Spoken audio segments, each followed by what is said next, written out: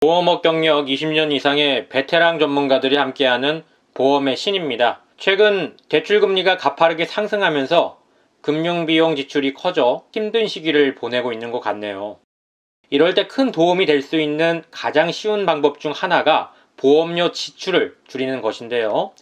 보험료를 줄여서 가계부담을 낮추는 것은 좋지만 보험료를 줄이기 위해 보험을 해지하거나 보장을 줄이는 방법은 힘든 시기에 더 힘든 상황을 만들 수 있으니 주의하셔야 하고요. 보장은 줄이지 않고 보험료를 줄이는 가장 손쉬운 방법 중 하나는 중복 보상이 되지 않는 특약을 찾아서 삭제하는 것과 적립보험료를 줄이는 방법인데요. 이 방법은 손해보험사의 상품에 해당하는 방법이고요. 손해보험사의 증권을 자세히 살펴보다 보면 보장보험료와 적립보험료가 나누어져서 기재되어 있고 합계보험료가 별도로 표시되어 있습니다. 적립보험료가 무엇이냐고 질문을 하면 보험사에서는 보험료 상승에 대비해 미리 적립한다고 얘기하는 경우가 많은데요. 틀린 얘기는 아니지만 그렇게 보기에는 적립보험료가 과도한 경우가 꽤 있습니다. 이럴 경우는 적립보험료를 줄여달라고 요청하시면 되는데요. 적립보험료를 0으로 만들면 좋겠지만 가입 당시 보험사의 정책에 따라서 적립보험료를 다 빼는 것은 불가능한 경우도 있고 갱신되면서 상승한 보험료를 적립보험료로 표시하는 보험사도 있어 자세한 부분은 증권을 가지고 문의를 주시는 것이 가장 좋을 것 같네요. 두 번째로 직장인들의 경우 직장에서 단체 보험으로 실손 의료비를 보장해주는 경우가 많은데요.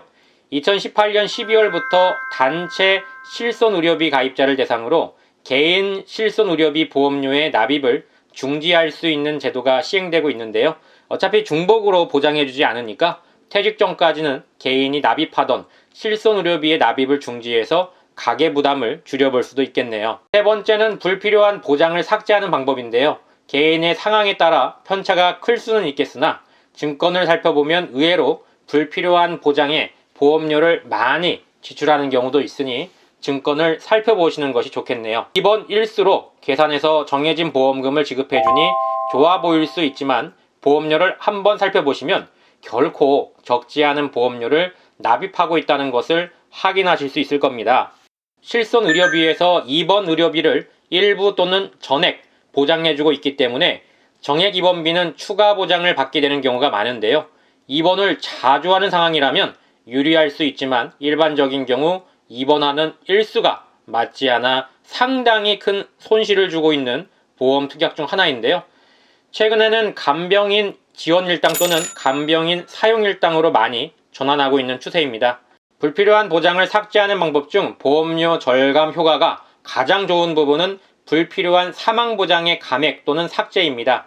책임져야 할 가족이 있는 경우라면 절대 손댈 수 없는 부분이지만 자녀가 이미 경제 능력을 갖추고 있고 크게 상속할 재산이 없다면 그 필요성에 대해 다시 한번 점검해 볼 필요가 있는 것 같습니다. 또한 종신보험으로 장기간 납입한 경우에는 감액 시 상당한 금액의 환급금이 발생할 수 있어 불필요한 상황이라면 꼭 살펴봐야겠네요.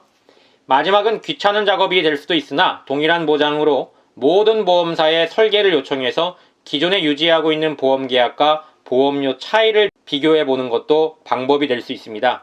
평균 수명이 길어지고 예정이율이 높아지면서 사망보장과 같은 담보는 과거보다 더 저렴해진 경우도 꽤 많이 찾아볼 수 있습니다. 그 외에도 위험률이 조정되면서 저렴해진 특약도 있을 수 있으니 보험료가 부담되지 않는 상황이더라도 가끔은 확인해 볼 필요가 있는데요. 개인 입장에선 번거로운 일이지만 어차피 설계를 직접 하진 않으니 가끔 한 번씩 요청해서 비교해 보면 좋을 것 같네요. 관련 내용으로 문의사항이 있으신 경우 네이버 카페 보험의 신 질문하기 메뉴를 이용하시면 답변 드리도록 하겠습니다. 감사합니다.